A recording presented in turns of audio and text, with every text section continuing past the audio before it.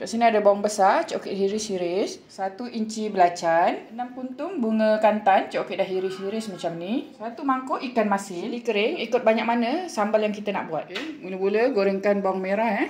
Bawang ni coklat ada salut dengan sedikit tepung jagung ya. Okay, dah garing macam ni dah boleh angkat Jangan sampai dia hangus, nanti sambal kita pahit. Gorengkan ikan masin pula Okay, bila ikan masin dah garing boleh angkat Gorengkan belacan Okay, lepas tu angkat. Gorengkan bunga kantan Okay,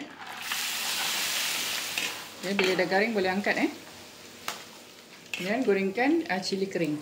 Okay, agak-agak dia dah garing boleh angkat Tapi jangan sampai hitam kita tak nak sambal kita pahit Untuk cili kering ni lepas goreng teruskan minyaknya. Okay, lepas tu coklat akan kisar kering cili kering ni.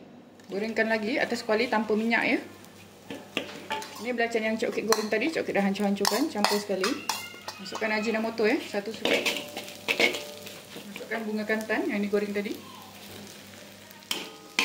Okey, gaul-gaul sebatikan Dan sekali masukkan bawang goreng dan ikan masin yang coklat dah goreng tadi Dan sekali masukkan sedikit gula Ini optional, kalau tak suka tak perlu letak.